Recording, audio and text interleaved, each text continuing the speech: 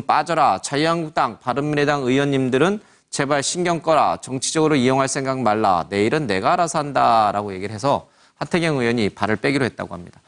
박진아 아나운서 얘기로 조금 더 듣고 오겠습니다. 경기도지사 이재명 당선인의 여배우 스캔들이 또다시 수면 위에 오르게 됐습니다. 지난 6월 16일 바른미래당은 성남적폐 진상조사 특위를 열어 여배우 스캔들 해명은 거짓이라며 이재명 당선인에 대한 수사를 의뢰했는데요. 선거가 끝난 이후 경기 분당경찰서에선 공직선거법 위반 등의 혐의로 고발된 이재명 당선인의 사건에 대해 수사에 들어갔다고 밝혔습니다. 앞으로 경찰이 수사하게 될 내용은 크게 세 가지입니다. 첫 번째는 배우 김부선 씨를 농락한 사실을 부인한 공직선거법상 허위사실 공표죄. 두 번째는 성남시장 권한을 남용해 정신병원에 형을 강제 입원시키려 한 직권남용죄. 마지막으로 성남FC에 광고비 명목으로 160억 원 이상을 기업에 지불하게 한 특가법상 뇌물죄입니다. 경찰이 본격적인 수사에 착수에 들어가면서 이재명 당선인의 혐의들이 어떻게 밝혀질지 주목됩니다. 한편 지난 주말엔 여배우 스캔들의 당사자인 김부선 씨와 바른미래당의 하태경 의원의 SNS 글이 화제가 됐는데요. 지난 16일입니다. 바른미래당의 하태경 의원이 김부선 씨의 모금운동을 독려하는 글을 SNS에 올렸는데요. 이게 기사화됐고 김부선 씨가 이 기사를 링크한 후 자신의 SNS에 글을 남겼습니다. 한국당과 바른미래당 의원들이 자신의 일에 신경 써주지 않았으면 한다며 정치적으로 이용할 생각을 하지 말라고 전했는데요. 이를 본 하태경 의원, 어제 이에 대한 응답을 했습니다.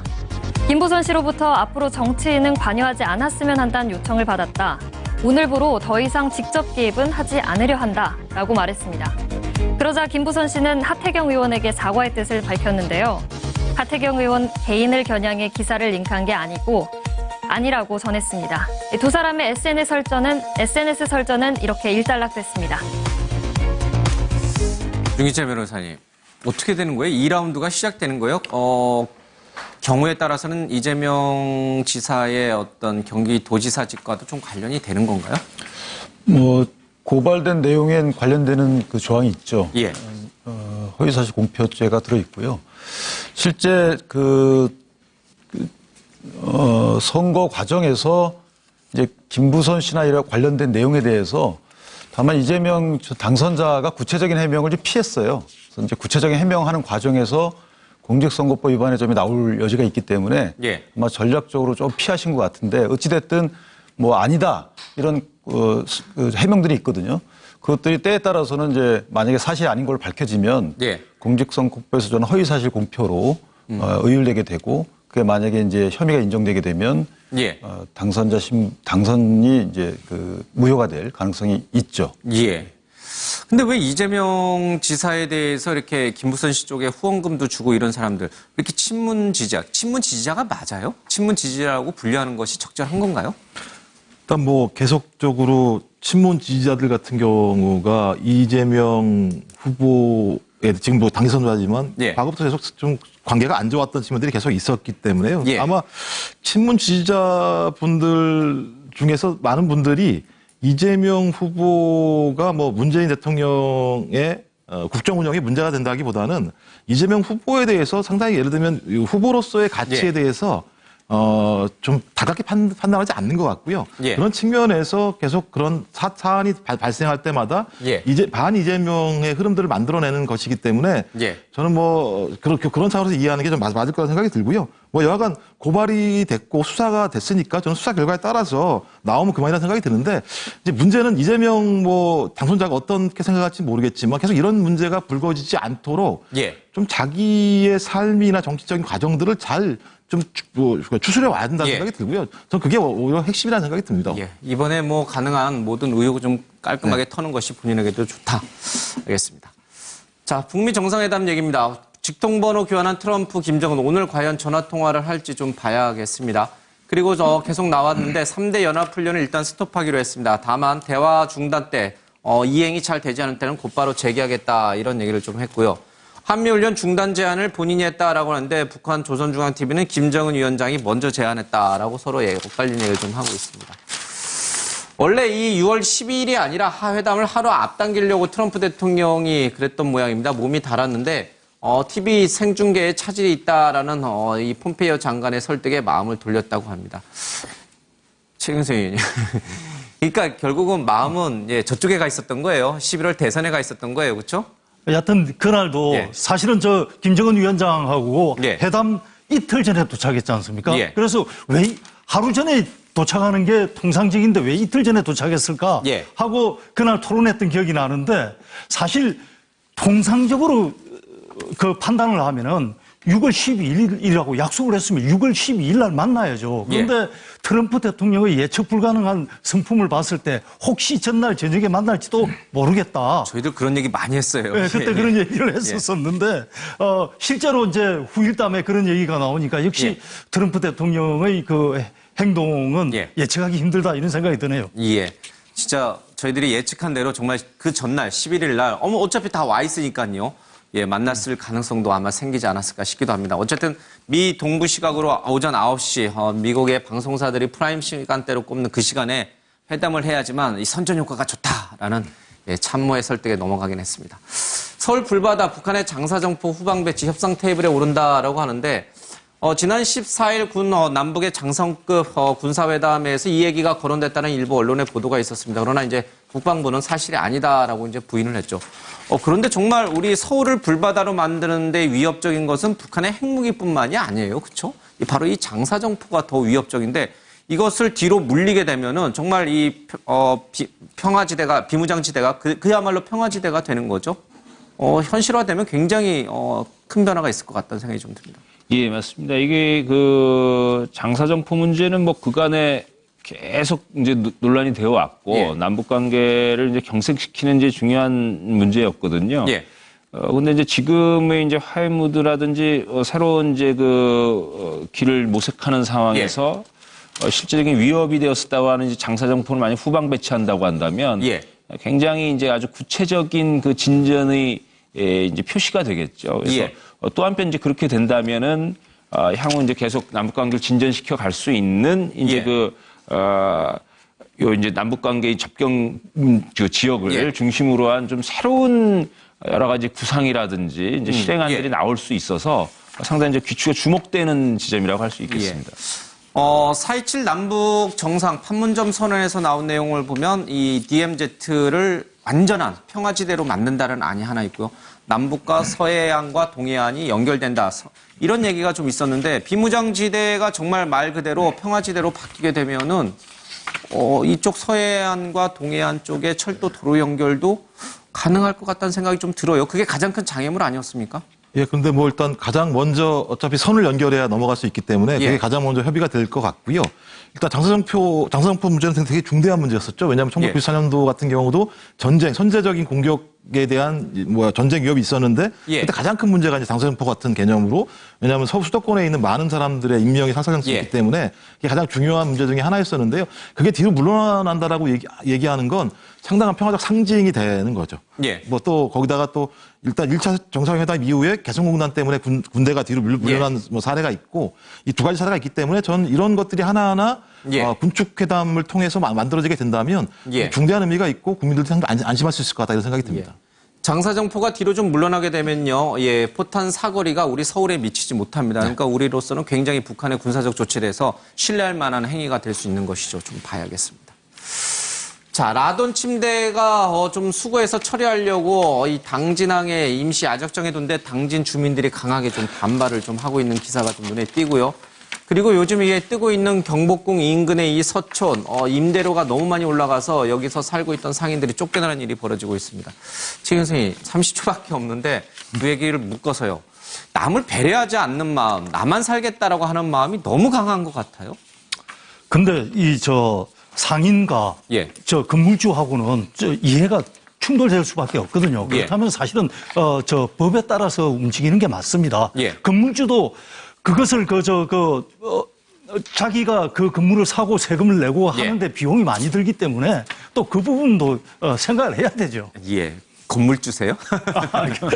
알겠습니다. 라돈 침대 얘기랑 이 얘기는 조금 더 나중에 시간을 갖고 더 얘기해 보도록 하겠습니다. 오늘 아침에 매일경제 여기서 마치겠습니다. 고맙습니다.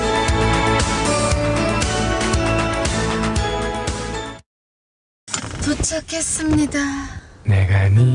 옆에서 보기에도 이렇게 애가 타는데 얼마나 힘이 들까. 자, 이거 하나 드시고 들어갑시다. 엄마는 힘이 되고 싶다. 정관장 아이패스. 어떤 이들은 향수를 계속 뿌려야 될 수 있지만 그녀는 다르다. 오래가는 향기로 자신있게. 럭셔리 향수보다 오래 지속되는 향기. 새로워진 다운이 퍼퓸 컬렉션. 저는 틀니를 물로만 씻는데 괜찮겠죠? 물로만 세척하면 세균이 번식할 수 있습니다. 틀니 전용 세정제 폴리덴트로 세척해야 합니다. 역시 상쾌하네요. 폴리덴트. 소화가 안 될 땐 걸어요. 한참을 걷다 보면 시원하게. 무릎이 나가 우리는. 소화 안 될 땐 애쓰지 말고 베나치오. 빠르고 시원하게. 베나치오. I am Terry Verse. 하나의 정수기에 두 개의 시스템을 담은 정수기. 제대로 정수되는지 실험해 볼까요? 직수는 생활수로, 멤브레인 정수는 마시는 물로. 정수의 차이가 보이죠? 정수도 직수도 얼음도. 더러 정수기. 변비, 쥐어짜는 건 힘들죠? 수분을 흡수한 식이섬유가 장을 채우고 비워 배변 리듬을 찾아드립니다. 시원한 맛 남기도록 채우고 비우는 아락실. 알았죠? 아락실. 남자와 여자 필요한 영양은 다르니까 정상적인 면역 기능은 기본. 에너지에는 비타민 B, 항산화에는 비타민 C, E. 이제 남녀에 따라 다르게 채우세요. 새로 나온 센트룸 폼은 포우먼.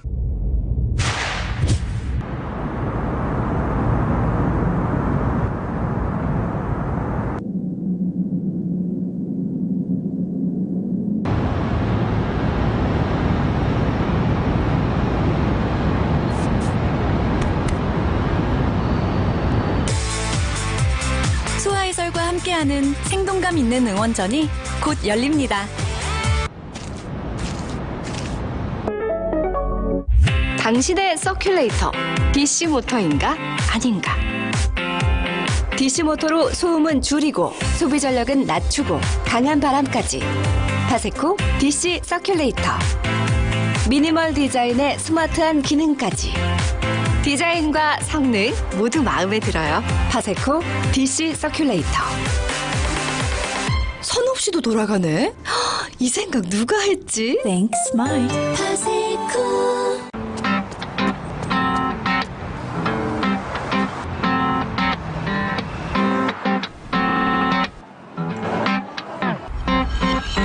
면역력. 겉으로는 보이지 않는다. NK세포 활성도로 몸속을 봐야 알 수 있으니까. 우리 몸에 이로운 NK세포 활성도를 숫자로 보여주는 NK 뷰키트. NK세포 활성도가 나의 면역 지표, 면역력 검사는 NK 뷰키트.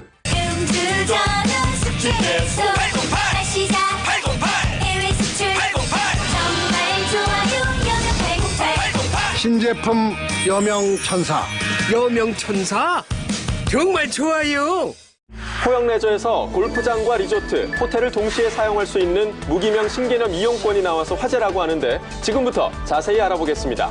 일반 이용권은 기간 이후 소멸되는데 이 상품은 2천만 원대 예치금으로 무기명 카드까지 이용하고 기간 이후에 돌려받을 수 있습니다. 이 국내 여행하면 제주도와 강원도 아니겠습니까? 네, 위치도 바로 제주와 강릉, 서울에서 가까운 안성까지 이용하기 좋은 곳만 모았습니다. 강릉 최대 규모 호텔 객실은 연간 20일이나 이용할 수 있습니다. 제주 아데닐 리조트 객실은 79%까지 할인 이용 가능하고요. 안성 아데닐 골프클럽 최대 33% 4인 동일하게 할인. 제주 아데닐 골프클럽 4인 동일하게 최대 53% 할인. 게다가 골프장은 팀 할인으로 4인까지 동일하게 할인받을 수 있고 주중주말 상관없이 혜택이 파격적이라고 합니다. 세상에 없던 특권, 무기명 신개념 이용권, 트래블 에디션 멤버십 카드, 문의 1600-9356.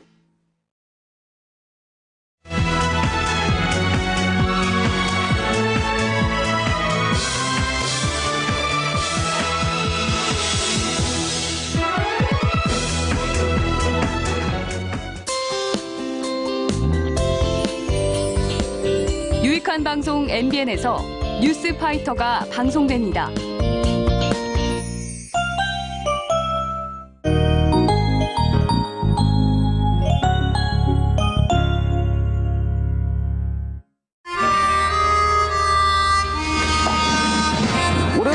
자식들은 뭐 말하면 안 들어. 완전 고집불통이에요.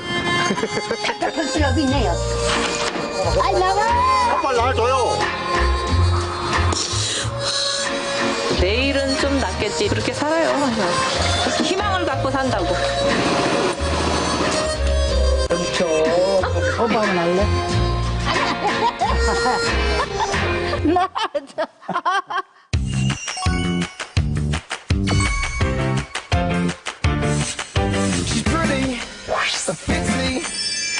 해독의 완결판을 먹으면 나이살이 빠지는 염증의 싹을 잘라줄까 안 되던 동작이 틈새없이 될 겁니다.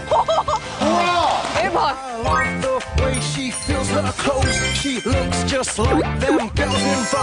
엄지의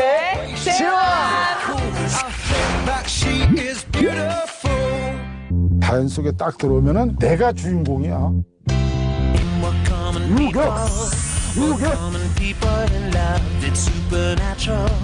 It's just a force from above. Some call me crazy. Some try to make me shut up if I am crazy. That's what you made me. You're the only one I want to talk about. 인생 보이스는 즐겁게.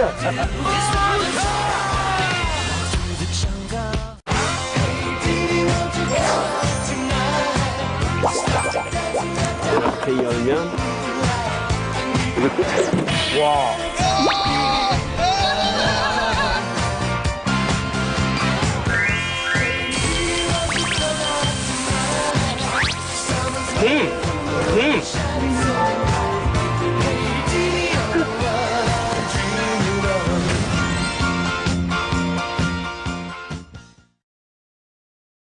손을 잡아주세요.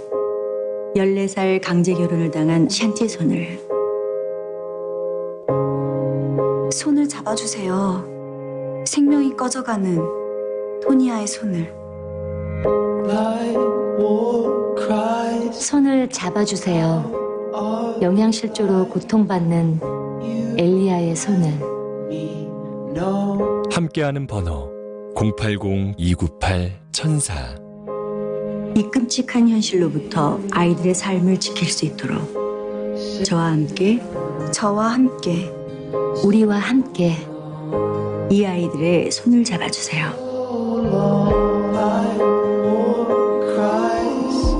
정기 후원으로 유니세프 팀이 되어주세요. 함께하는 번호 080-298-1004. 엘라는 6살입니다. 어느 날 집으로 날아든 폭격에 큰 충격을 받았습니다. 이후 엘라는 말을 잃었습니다. 엘라처럼 마음을 다친 아이가 너무나 많습니다. 분쟁과 재난으로 다친 아이들을 구하기에 내일은 너무 늦을지도 모릅니다. 지금 이 아이들을 도와주세요. 모든 것을 잃은 사람들, 갈 곳 없는 사람들을 보호해주세요. 유엔 난민기구는 이들을 돕고 있습니다. 오늘 이 아이들에게 여러분의 도움이 필요합니다. 무고한 아이들을 전쟁으로부터 지켜주세요. 엘라와 같은 아이들에게 여러분의 마음을 전해주세요. 지금 1899-4010으로 전화주세요. 월 10,000원으로 모든 것을 잃은 이들을 도울 수 있습니다.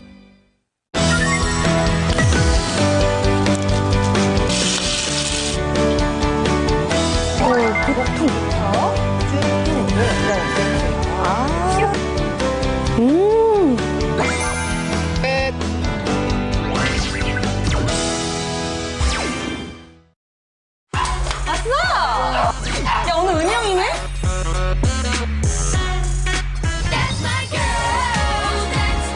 그냥 깜빡하면서 집중. 거짓말. 오, 거의 보톡스 수준이야. 우와. 아, 이거지! 두 간호사가 작은 가방을 들고 소록도에 왔습니다. 그 가방엔 값비싼 약이 들어있지 않았죠. 환자를 위한 마음만 담겼을 뿐. 나눔은 거창한 것이 아닐지 모릅니다. 마리안느와 마가렛의 작은 가방처럼.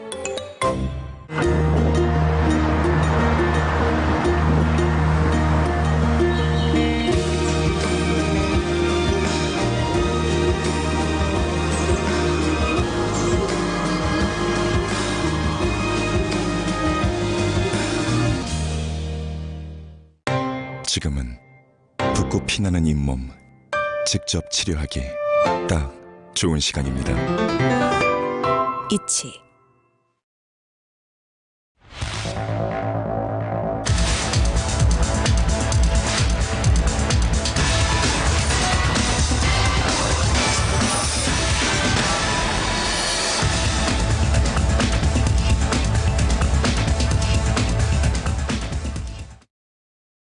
포영 레저에서 골프장과 리조트, 호텔을 동시에 사용할 수 있는 무기명 신개념 이용권이 나와서 화제라고 하는데 지금부터 자세히 알아보겠습니다. 일반 이용권은 기간 이후 소멸되는데 이 상품은 2천만 원대 예치금으로 무기명 카드까지 이용하고 기간 이후에 돌려받을 수 있습니다. 국내 여행하면 제주도와 강원도 아니겠습니까? 네, 위치도 바로 제주와 강릉, 서울에서 가까운 안성까지 이용하기 좋은 곳만 모았습니다. 강릉 최대 규모 호텔 객실은 연간 20일이나 이용할 수 있습니다. 제주 아데닐 리조트 객실은 79%까지 할인 이용 가능하고요. 안성 아데닐 골프클럽 최대 33% 4인 동일하게 할인. 제주 아데닐 골프클럽 4인 동일하게 최대 53% 할인. 게다가 골프장은 팀 할인으로 4인까지 동일하게 할인받을 수 있고 주중주말 상관없이 혜택이 파격적이라고 합니다. 세상에 없던 특권, 무기명 신개념 이용권, 트래블 에디션 멤버십 카드, 문의 1600-9356.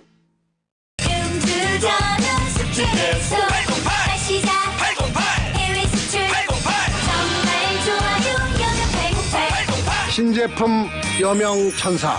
여명천사? 정말 좋아요.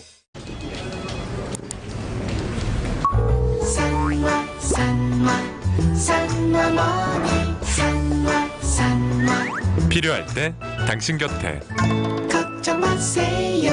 사나머니. 비교할수록 독보적이다. 장 속 유익균을 증가시키는 마이크로바이옴에 100% 천연식품 추출 원료까지 한 병을 마셔도 진짜로 절대 발효유 불가리스. 위벽 보호가 빠르다. 위산 중화력이 세다. 위통 치유력이 있다. 강력하게 감싸주는 콜로이드성 겔의 효과. 속쓰리맨 겔포스. 보령제약. 죄송합니다. 제가 대신 달게 받겠습니다. 나도 쓴맛 단맛 다 봤다고. 이런 단맛은 못 봤을걸. 처음 맛보는 색다른 달콤함. 달아. 굽네 허니멜로. 난 다음 주 휴가. 좋겠다. 들어가자. 야, 그거 닷컴 아니야? 응, 닷컴이야. 닷컴? 호텔 예약은 호텔스닷컴. 닷컴이야, 닷컴이야? 여러분 주말 잘 보내셨습니까? 뉴스파이터 김명준입니다. 이름만 대면 다 아는 우리나라 6개 시중은행의 채용비리 천태만상이 드러났습니다. 현직도 아닌 전직 국회의원과 국정원 간부 딸 점수 조작해 합격입니다. 내 딸은 내가 지킨다. 채용 담당 임원이 직접 면접에 들어가 자신의 딸에게 최고점 합격입니다. 그야말로 깜도 안 되는 사람들이 버젓이 합격했으니 분통 터질 일입니다. 이 사람들 연줄도 실력이야 라고 말하고 싶을까요? 그러고 보니까 돈도 실력이야 라고 말했던 누군가와 독인 객인이네요. 6월 18일 월요일 뉴스파이터 본격적으로 시작해 보도록 하겠습니다. 도와주실 네 분을 먼저 소개해드리겠습니다. 오윤성 순천향대 경찰행정학과 교수, 정신과 전문의 최명기 원장, 손수호 변호사, 그리고 MBN의 홍순빈 아나운서 네 분과 함께합니다. 어서 오십시오. 네. 자, 여러분과 함께하는 뉴스파이터 첫 번째 얘기부터 풀어보겠습니다. 평화롭던 일요일이 다 저물어가던 어젯밤 전라북도 군산에서 이런 일이 있었습니다. 홍순빈 아나운서. 네, 어젯밤 9시 53분쯤 전북 군산의 한 유흥주점에서 불이 났다고 합니다. 이 목격자 말에 따르면 한 남성이 이 유흥주점 입구에 액체를 뿌리고 불을 붙였다고 하는데요. 이 불이 순식간에 번지고 또 그리고 그 안에 있던 그 유독가스가 번져서서 이 건물 내부를 완전 뒤덮었다고 합니다. 지금 그림이 현장에 지금 화재 진압 모습이군요. 그렇습니다. 이 불은요, 이제 불이 난 지 25분 만에 진압이 됐었는데 그 사이에 이 안에 있던 33명의 그 손님 중에 3명이 숨지고 그리고 나머지 30명이 지금 부상을 입어서 병원 치료를 받고 있다고 하는데 그 중에 6명은 현재 중상 상태라서 굉장히 지금 이제 병원 측에서 관리를 받고 있다고 하네요. 네, 지금 상당히 부상자 중에서도 6명은 그 부상 정도가 심각해서 상당한 중상자로 지금 분류가 되어 있습니다. 그런데 지금 이 화재가 어떻게 난 건지 그리고 당시 상황이 어땠는지 일단 목격자의 얘기를 한번 들어보시고 이어가 보도록 하겠습니다. 제가 2층에서 가족과 같이 바깥에를 쳐다보고 있는데 입구에서 그 입구가 하얀하걸랑해요, 형광등이. 근데 갑자기 문 똑같은 틀로 빨간불이 확 번지면서 이게 뭔 일이야 하고 집사람한테 119를 신고하라고 하고 나하고 내가 내려오는 시간이 2초 한 1초나 걸렸을 거예요. 그 내려왔는데 어떤 사람이 그 앞에서 등짝이 탔더라고요. 옷이 타갖고 절로 튀더라고요. 절로 이렇게 달려가는 거 보고 저 사람 잡아라 소리만 질렀지 사람이 옆에 없었어, 아무도요. 저는 식당으로 시비를 붙였어요. 술값 비싸다고 술을 먹고 비싸고 시비를 붙이면 주인장이 아마 불 질러버린다고. 그러니까 집이나 돌을 던져버리고. 그런데 홍순빈 아나운서, 이 화재 사고로 지금 3명이 안타깝게 목숨을 잃었고 지금 30명 정도도 지금 부상을, 크고 작은 부상을 당했는데 이 부상자분과 사망자분들 중에 지금 같은 주민분, 같은 지역에 사는 주민분들이 상당수 있다, 지금 이런 얘기가 들리고 있습니다. 그렇습니다. 이 중에 그 6명이 계하도 섬마을 주민이라고 하는데 네. 이날 이 나들이를 나왔다가 이제 끝에 이제 뭐 술자리를 가졌던 건데 여기에서 이제 이 마을 주민 6명이 한꺼번에 이렇게 부상 혹은 이제 피해를 입게 된 겁니다. 당시 주점 안에는 이 군산시 옥도면에 보면 아마 그곳에 사시는 분 더 잘 아시겠지만요. 군산의 옥도면에 보면 계야도라는 섬이 있습니다. 그 섬마을 주민이 이곳에 무트로 와서, 그러니까 육지로 와서 저녁 시간을 보내다가 저녁 드시고 또 저곳 주점에 가셔서 또 이 여흥을 즐기시는 과정에서, 그 상황에서 이런 변을 당하신 게 아닌가 이런 추정이 되는데, 지금 오 교수님, 지금 저 화재로 3명이 안타깝게 숨지고 30명이 지금 크고 작은 부상을 당했습니다. 화재가 났던 곳이 지하도 아니었는데 일단 화재 인명피해 규모가 컸습니다. 왜 그럴까요? 일단 이제 이 범인이 불을 지른 장소가 바로 출입구예요. 아하. 그러니까 이제 입구에서 신나를 뿌리고 이제 불을 질렀는데, 네. 그러다 보니까 이 안에서 그 유흥을 하던 이분들이 서로 빠져나오려고 이 출입구는 차단이 돼 있는 상태이기 때문에 네. 옆문으로 빠져나오는 그 과정에서 서로 몸이 엉켜가지고 뭐 일설에 의하면 뭐 전쟁통과 다름이 없었다 이렇게 얘기를 하는데요. 네.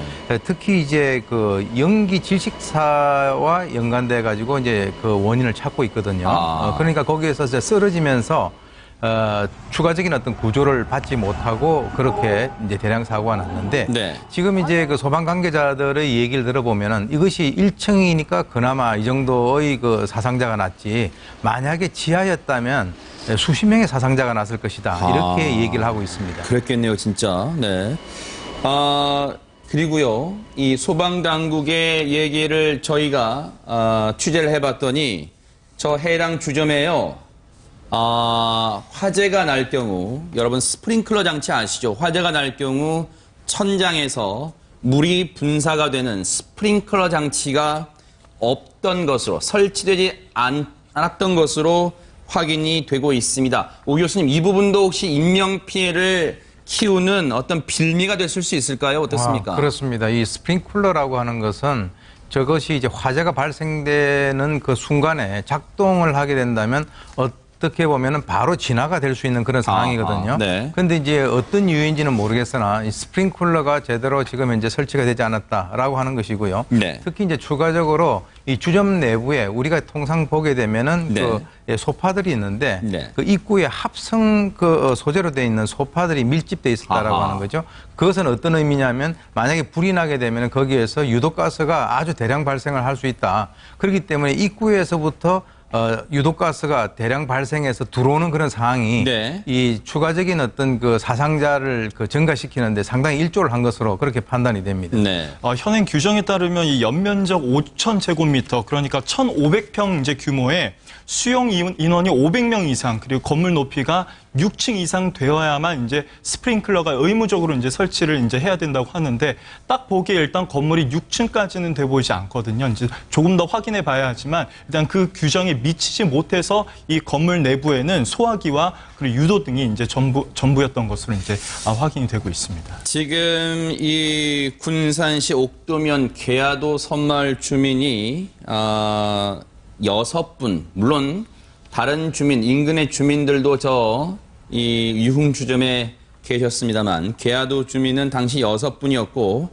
안타깝게도 사망자 3분 모두 계야도 주민분이랍니다. 이 무트로 이 볼일을 보러 오셔서 그리고 당시 유흥주점에 계셨던 3분 모두 계야도 주민인데 계야도에서 평소에도 이 자주 들르던 이 주민분들이 자주 들르던 곳이라고 하고 그렇다 보니까 더 안타까움을 더하고 있다는 게 취재 기자들의 지금 얘기입니다. 그런데 이 화재는요, 앞서 말씀드린 것처럼 누전 등으로 인한 사고가 아닙니다. 지금 엄연히 방화범, 불을 지른 사람이 있는 방화 사건입니다. 관련해서 왜 이런 짓을 저질렀는지 그 이야기 들어보시고 이어가 보도록 하겠습니다. 선생님, 불 지른 사실 인정하시나요? 네. 왜 했었어요? 불 지른 거는요? 이나물질 언제 준비하셨나요? 네? 이나물질 어떻게 준비하셨어요? 네, 이나물질 언제 준비하셨어요? 기름은 미리 준비하신 거예요? 네. 기름 미리 준비하셨어요? 네. 그럼 계획하시는 건가요? 지금 최명기 원장님, 이 방화범, 불을 지른 사람, 물론 경찰에 더 추가적인 이 조사가, 수사가 있어야겠습니다만, 경찰에 진술한 이유를 들어봤더니 술값 시비, 즉 외상값 시비가 있었다. 지금 이런 얘기가 들려오고 있습니다. 그러니까 이게 외상값이라고 하는 게 이 사람은 술을 먹고 기억하잖아요. 네. 그렇기 때문에 본인의 기억이랑 주인의 기억이 다를 수밖에 없는 거고요. 네. 그런 다음에 본인의 입장에서는 자기가 술을 마셨지만 자기가 원하는 대로 만족을 얻지 못했을 때는 주인이 돈을 다 받지 않아야만 된다고 생각하게 되는 거고요. 네. 결국은 술 취한 사회에서 외상값 시비를 하다가 보면은 이 사람의 입장에서는 주인이 나도 단골이고 여기 오는 고객인데 무시당했다고 느낄 수도 있는 거고, 그러다가 보면은 본인의 입장에서는 본인이 속았다라고 생각할 수 있는 거고요. 네. 이게 누적이 되다가 보면은 거기에 대해서 이런 어떤 술 취한 상태에서 완전히 이성을 잃은 상태에서 이런 행동으로 이어질 가능성도 있는 거죠. 아하. 홍순빈 아나운서, 지금 취재 결과 우리 강세훈 기자가 현장에 가서 취재를 했습니다만, 네. 당시 이 용의자, 방화 용의자 어떻게 검거가 됐고 당시 어떤 상황이었습니까? 추가적으로 설명을 해주시죠. CCTV에 포착된 장면이 있습니다. 이 남성이 불을 지르고 달아납니다. 그래서 달아나서 3시간 30분 동안 이제 지인의 집에 숨어 있었다가 출동한 경찰에 의해서 이제 체포가 됐다고 합니다. 지금 화재 현장에서 이 사람이 화재를 저지르고 불을 지르고 도망을 칩니다. 화재 현장에서 500m 정도 떨어진 선배 집에 숨어 있다가 체포가 됐는데, 앞서 홍순빈 아나운서 설명처럼 경찰이 현장에서 CCTV 등을 다각도로 분석한 결과 이 용의자를 알아냈고 용의자의 위치를 추적했고 화재 현장에서 500m 떨어진 선배 집에 숨어 있던 용의자를 체포했고 방화치사 혐의로 구속영장을 신청할 예정인데, 손수호 변호사님, 지금 네. 앞서 용의자가 하는 그 인터뷰 내용을 들어보면 횡설수설하고 있다는 생각도 좀 듭니다. 그렇습니다. 술이 덜 깬 것이 아닌가 그런 생각이 들어요. 네. 그래서 기자들이 질문을 하는 데 있어서 기자들의 질문에 답을 하는데 이게 질문을 정확하게 이해를 하고 한 답변이 아닐 수도 있겠다라는 생각이 듭니다. 물론 범행 전에 어느 정도의 음주를 했는지 또 범행 후에 음주 상태에서 이제 저렇게 큰 일을 본인이 저지르고 나면은 술이 또 깰 수가 있는데 제대로 이제 정신이 돌아오지 않은 상태일 수도 있겠고요. 네. 아니면 크게 그 술의 영향은 없지만 원래 말투가 저럴 가능성도 배제할 수는 없습니다. 네. 어찌되었든 수사가 진행이 되면 당시에 어떤 상태에서 저런 행위를 했는지까지 다 확인을 해야 되겠죠. 네. 지금 경찰은 방화치사 혐의를 적용했습니다만 손소 변호사님 보실 때는 물론 경찰의 수사가 더 추가적으로 있어야겠습니다만 어떤 죄를 좀 물을 수 있을까요? 일단 우선적으로 지금 현존 건조물 방화치사 또 치상죄가 성립할 수 있는데요. 이게 사람이 주거로 이제 사용하는 건물이 아니기 때문에 현주 건조물은 아니지만 사람이 현재 그 안에 있었기 때문에 현존 건조물입니다. 이런 현존 건조물에 방화를 했고 또 그로 인해서 사람이 사망했다. 또 다쳤다라고 하면 현존 건조물 방화치사, 또 치상죄가 되는데 이게 법정형이 굉장히 무겁습니다. 이제 현존 건조물 치사죄는요 사형, 무기 또는 7년 이상의 징역이에요. 또 심지어 사람이 다치기만 했어도 사망하지 않았어도 무기 또는 5년 이상의 징역인데요. 지금 이 사안에서는 사망자도 다수이고 사상자도 다수이기 때문에 더 큰 처벌을 받을 수 있겠고 또 대법원 양형위원회에 그 양형 기준이 있습니다. 그래서 조금 전에 말씀드린 거는 법정형이고요. 법정형이고 실제로 어느 정도의 형량을 선고하는지 또 기준이 있는데요. 여기에 보면은 살인의 고의가 있었고 그로 인해서 사람이 사망했다라고 할 경우에는 기본적으로 12년에서 16년형을 선고하도록 되어 있습니다. 그리고 또 동기가 굉장히 비난할 만하고 또 피해자가 다수이고 또 혹시 그 실형을 선고했던 그 동종 전과가 있을 경우에 이런 그 가중 요소가 있을 경우에는 15년 이상 또는 무기징역 선고 가능한 굉장히 중한 범죄를 저지른 겁니다. 혹시라도 술을 마셨다는 이유로 감형이 된다거나 하는 일은 없기를 사법부의 판단도 기대를 해보겠습니다. 자, 지금 시각이 9시 34분을 향해 가고 있습니다. 지금 여러분께서는 뉴스를 파헤치고 이슈를 터뜨리는 뉴스파이터와 함께하고 계십니다.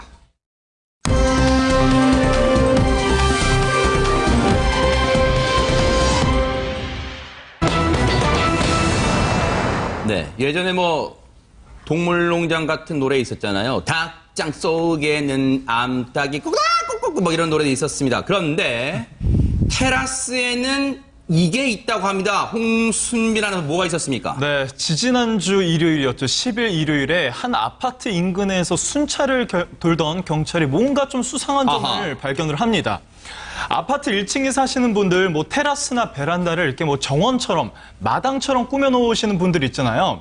그런데 이 집이 뭔가 좀 수상했던 거예요. 저게 뭐가 이상한 거예요? 지금 나무가 너무 빽빽하게 심어져 있잖아요. 나무 키가 너무 높아서 나무를 사랑하는 분인가요? 네, 말씀하세요. 그렇습니다. 밖에서 안을 들여다볼 수 없을 정도였던 겁니다. 딱 보시면 지금 나무 울타리가 형성이 돼 있는 겁니다. 뭔가 수상함을 느낀 경찰이 확인을 해봅니다. 이 베란다, 이 테라스에 도대체 뭐가 있는지 확인을 해보는데 저희가 그 사진이 준비가 돼 있거든요.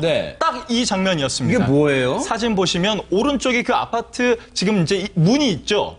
그리고 왼쪽에는 높은 나무들이 이제 심어져서 그 가운데 있는 이 식물들을 가리고 있는 장면입니다. 가운데 이거 상추처럼 이렇게 지금 텃밭처럼 꾸며져 있잖아요. 그런데 이게 정말 말 그대로 비밀의 정원이었습니다. 이게 요즘 대마초의 그 원료라고도 불리는 양귀비. 그것도 관상용 양귀비가 아니라 이 마약용 양귀비가 이렇게 심어져 있었던 거죠. 양귀비라고요? 그렇습니다. 양귀비 349포기가 이렇게 지금 베란다, 테라스 가운데에 버젓이 심어져 있었던 겁니다. 아니 근데 오 교수님, 이게 아파트 1층에 사는 분들이 많으시잖아요. 아파트 1층을 텃밭으로 가꾸시는 분 많은데 저 양귀비를 버젓이 아파트 지금 텃밭 앞에 키운다. 이게 가능한 일입니까, 이게? 본인은 이제 이렇게 얘기를 하고 있어요. 자기는 이것이 관상용 양귀비인 줄 알았다. 그래서 그 꽃이 상당히 예뻐서 키웠을 뿐이다라고 얘기를 하고 있는데 그렇다면은 저희가 좀 의심이 되는 것은 그 주위에 왜 그 높은 그 나무들을 많이 심었는가? 그 뭔가 약간의 그 의도가 있지 않는가라고 우리가 추정을 해볼 수 있겠죠. 뭔가 부린 부분이 있는 거잖아요. 그렇습니다. 그래서 이제 1년 동안 이 마약용 양귀비를 349포기를 재배를 했는데 이게 저희가 이제 이 순찰을 하는 경찰관의 눈에 띄었단 말이죠. 예, 그래서 이제 경찰관 직무집행법에 나와 있는 그 범죄 예방을 제대로 이제 한 것인데요. 지금 사실 이 사람은 자기는 관상용인 줄 알았다라고 얘기를 하지만 실제로 이제 이 양귀비라고 하는 것은 관상용인 그 개양귀비라고 하는데 그하고 달라가지고 줄기 털이 없고 그리고 꽃잎 색깔이 상당히 진하다. 그래서 이제 조금만 관심이 있는 분들이 보게 되면은 아 저것은 마약용이다 아니면 관상용이다 이걸 갖다가 구분을 할 수가 있거든요. 그래서 저는 이제 이분이 얘기하는 아 자기는 몰랐다라고 하는 것이 약간의 어떤 논리가 떨어지는 것으로 그렇게 판단이 됩니다. 야 이걸요.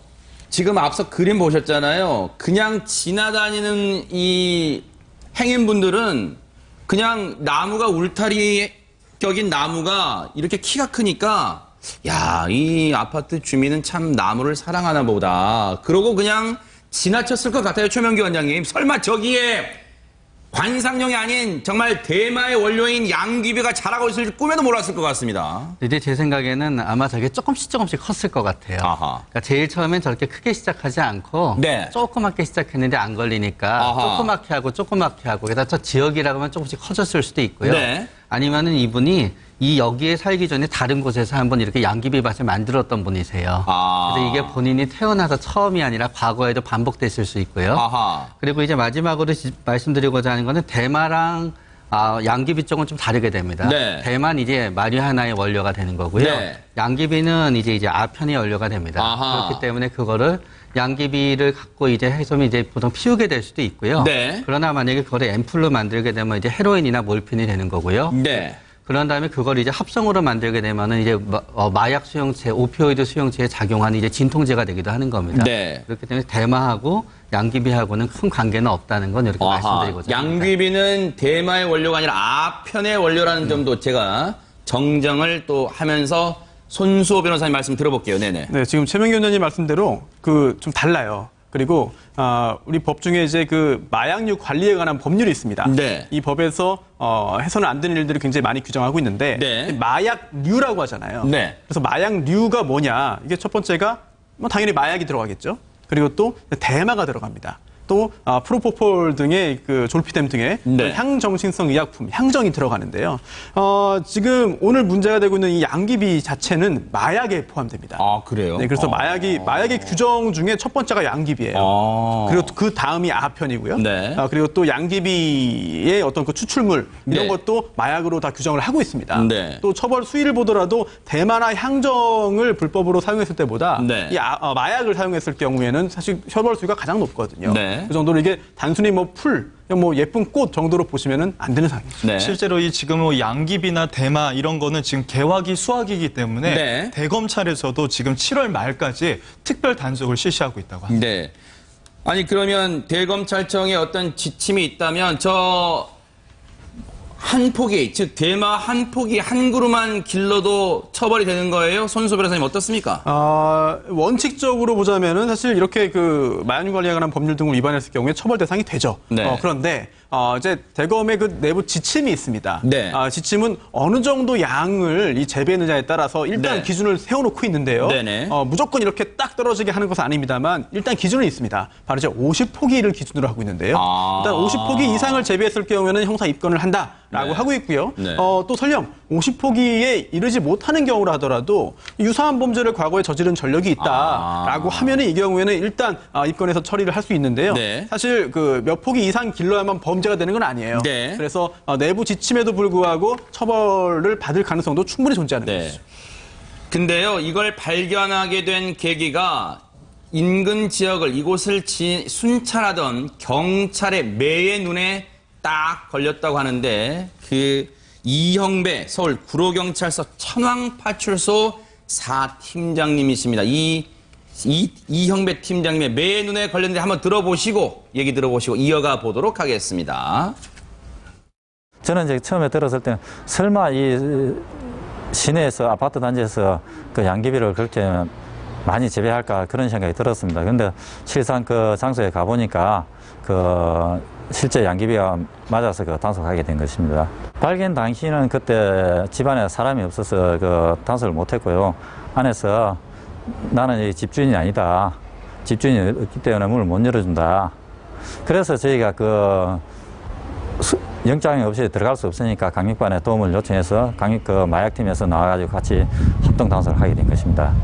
나는 친척이다 라고 얘기한 그분이 양귀비를 막 뽑으려고 하고 있는 중이었습니다. 오늘까지 단속되는 그날까지도 거기 양귀비인 줄 몰랐다고 관상용인 줄 알았다고 그렇게 대답을 들었습니다. 아니 그럼 지금 얘기 들어보니까 홍순빈 아나운서 경찰이 지금 이 이형배 팀장님이 강력반의 도움을 받아서 집안에 들어갔을 때 막 양귀비를 뽑으려고 했다. 뭔가 증거를 인멸하려는 정황이었을까요? 그렇습니다. 이 남성, 그러니까 키우던 양귀비의 주인은 정말 관상용으로 키우는 거다 이렇게 주장을 하고 있지만 뭔가 좀 이제 석연치 않은 부분이 있었고 경찰이 보기에도 사실 그 마약용 양귀비를 한눈에 좀 볼 수 있는 부분이 있었습니다. 사실 마약용 양귀비랑 관상용 양귀비랑 이제 차이를 이제 구분할 수 있는 방법이 있다고 하는데 마약용 양귀비 같은 경우에는 이제 줄기가 잔털이 없고 매끈하다고 하고요. 이제 관상용 양귀비 같은 경우는 이제 털이 이제 잔털이 나 있다고 합니다. 그러니까 이런 점을 이제 좀 파악을 해서 이제 현장에서 이 남성을 이제 범행을 이제 확인을 했다고 볼 수 있습니다. 당시에 저희가요 뉴스파이터 제작진이 이 취재를 해보니까 당시에 앞서도 뭐 얘기했습니다만 이형배 팀장님이 얘기했습니다만 친척이라고 문을 안 열어줬던 여성이 아마 뭔가 도움을 주려고 했던 것 같아요. 그리고 당시에는 경찰이 들어가 봤더니 강력반과 함께 들어갔습니다. 집안에. 당시 집주인 60대 남성입니다. 같이 있었습니다. 그런데 양귀비를 뽑으려고 했던 사람은 앞서 말씀드린 것처럼 친척이라고 말했던 여성이 막 양귀비를 파헤치고 있던 순간에 이 현장에서 검거가 됐는데 이형배 팀장님이요. 어떻게 이걸 뭔가 미심적인 눈으로 발견해냈을까, 포착해냈을까 알아봤더니 이형배 팀장님이 과거 형사과에서 근무한 경험이 있으시대요. 그때 아마 마약류 사건도 좀 취급을 해보셨나 봐요. 처음에는 앞서 보신 것처럼 유독 이 울타리격을 하는 나무가 높이가 1층 치고는 높다는데 좀 이상하다. 여기에 좀 착안을 하셨다고 합니다. 그래서 뭔가 안에 뭐가 있을까라고 해서 아파트 인근에 있는 언덕으로 올라가 보셨대요. 그래서 언덕에서 아파트 1층 텃밭을 내려다 보니까 이게 과거 형사과에 근무할 때 취급했던 마약류인 바로 양귀비라는 것을 알고 애초에 앞서도 말씀드렸지만 문을 열어달라고 했지만 집안에서 완강하게 열어주지 않으니까 결국 강력반의 도움을 받아서 현장을 급습했다는 그런 얘기를 들을 수가 있었습니다. 그렇다면 손수 변호사님, 지금 이제 경찰이 추가적으로 더 조사해야 될 건 혹시라도 이 양귀비를 재배해서 다른 사람에게 팔았거나 아니면 자신들이 이 양귀비를 흡입했을 경우 이런 것도 조사를 해야 되는 건가요? 그렇습니다. 당연히 이루어질 것이고요. 네. 우선 이 재배했던 사람 그리고 또 함께 거주했던 그런 사람들이 혹시 이 양귀비를 통해서 만든 아편을 좀 혹시 흡입하지 않았을까라고 하는 부분을 확인하기 위해서 일단 그 모발을 채취해서 지금 검사를 의뢰한 상태라고 합니다. 네네. 이게 결과가 나오면은 추가적인 처벌이 가능할 수 있겠고요. 네. 그리고 또 막 뽑으려고 하던 상황이었다라고 하는 것도 좀 의심을 하게 합니다. 그러니까요. 왜냐하면 정말 몰랐다고 한다면 왜 그러시냐, 보시라, 확인하시라라고 할 텐데 굳이 다른 건 놔두고 그것만 골라서 뽑았다고 한다면, 뽑으려고 했다고 한다면 이거는 이제 문제가 된다는 점을 알고 있었다는 증거가 될 수 있을 것 같고요. 또 하나는 이게 본인들은 이 마약을 섭취하지 않았다 하더라도 이게 혹시 누군가의 부탁을 받아서 돈을 받고 재배를 해서 납품을 하거나 아니면은 돈을 받지 않았다 하더라도 누구 대신 재배를 무상으로 해줬을 가능성이 있고요.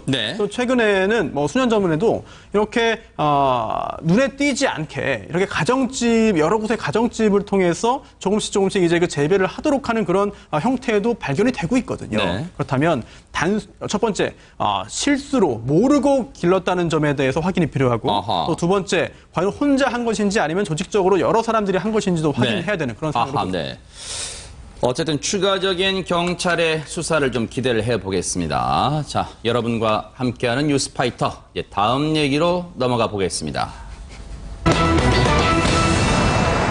정말 그 끝이 어딘지 모르겠습니다. 대한항공 조양호 회장 일가의 3남매 조현아, 조원태, 조현민 자, 그동안 뭐 다른 사람의 음성으로 추정되는 파일들이 공개됐습니다만 조현아 전 대한항공 부사장의 파일이 공개된 적은 없었던 것 같은데 일단 추정되는 조현아 전 부사장으로 추정되는 인물의 음성 파일이 공개가 됐는데 어떤 내용인지 한번 들어보시고 이어가 보도록 하겠습니다.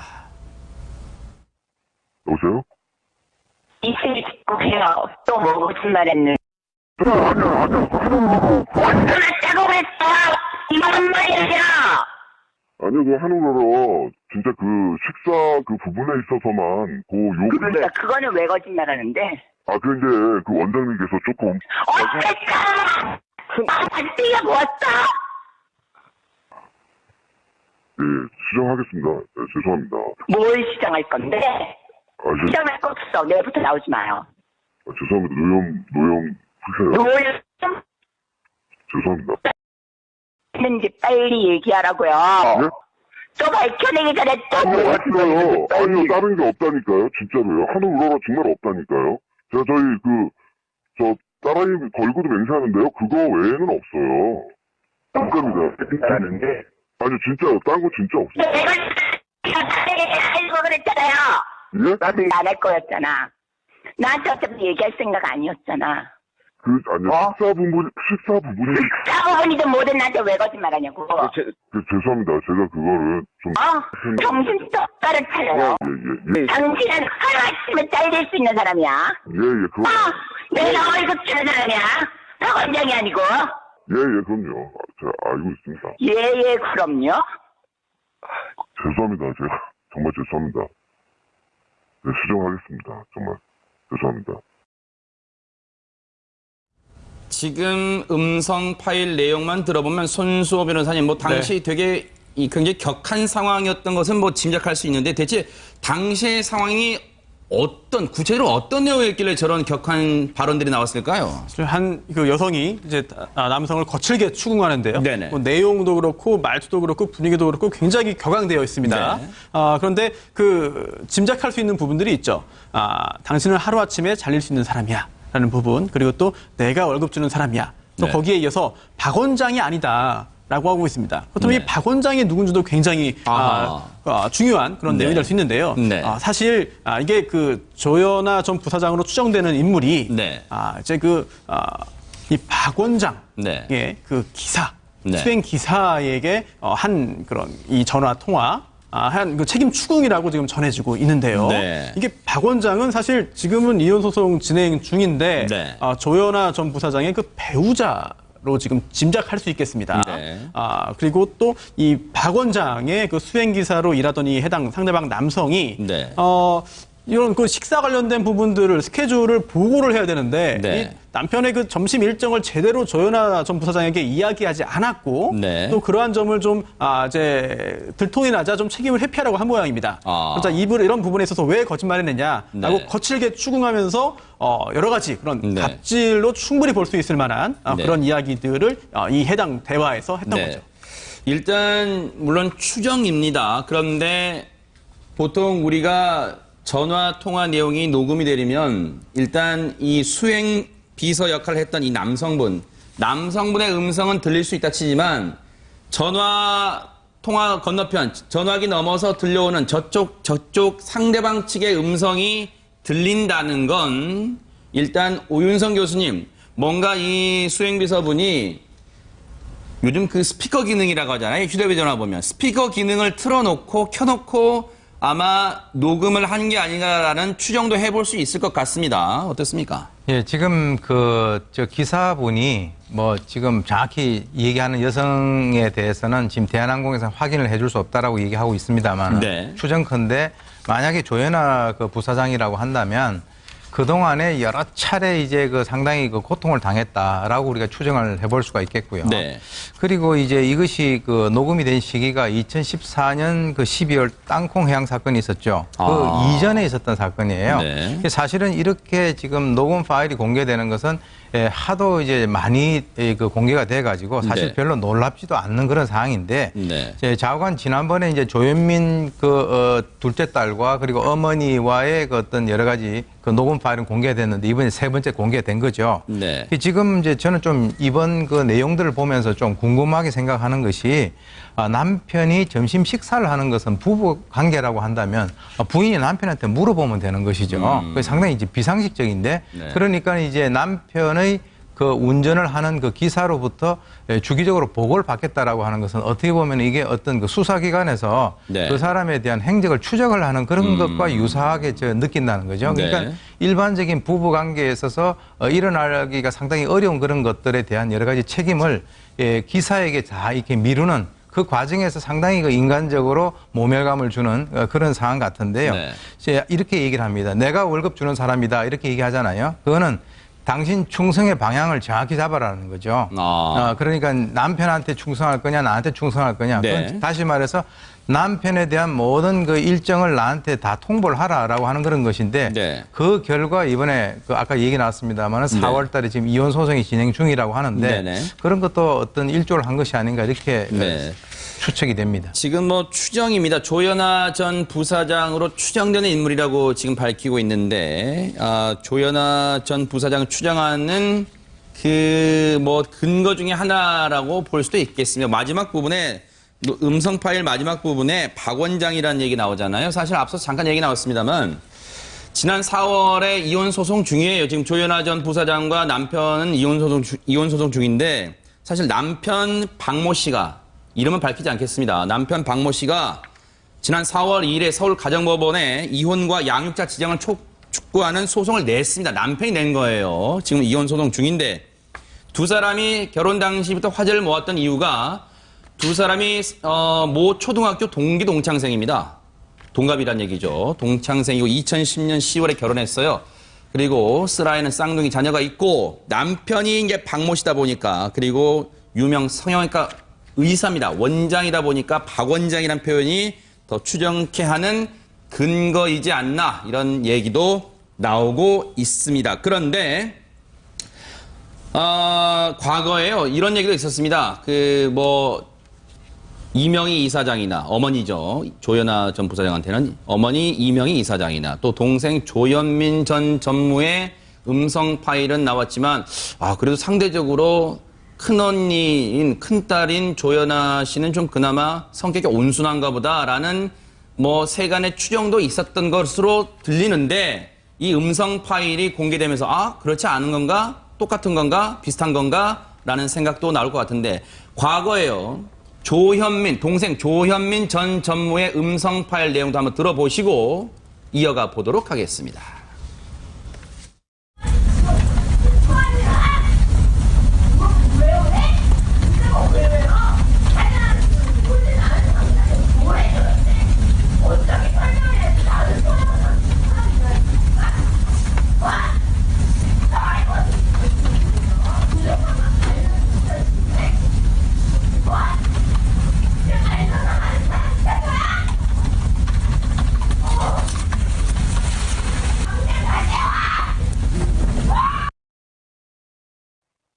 여보세요? 이틀 해요. 또 뭐 거짓말 했는데. 어쩌라고 그랬어! 이만한 말이야! 아니요, 그 하늘으로 진짜 그 식사 그 부분에 있어서만 그러니까 그거는 왜 거짓말 하는데? 그 이제 그 원장님께서 조금. 어쨌다! 반띵이 뭐였어? 예, 수정하겠습니다. 네, 죄송합니다. 뭘 시정할 건데? 시정할 거 없어. 내일부터 나오지 마요. 죄송합니다. 노영 푸세요. 노영? 죄송합니다. 네, 저렇게 이제 수행비서, 그러니까 남편의 지금 이제 이혼 소송 중입니다만 남편의 수행비서 역할을 했던 남성과 전화 통화했던 내용이 공개되면서 물론 조현아 전 부사장 추정되는 인물이라고 거듭 저희가 말씀을 드리겠습니다.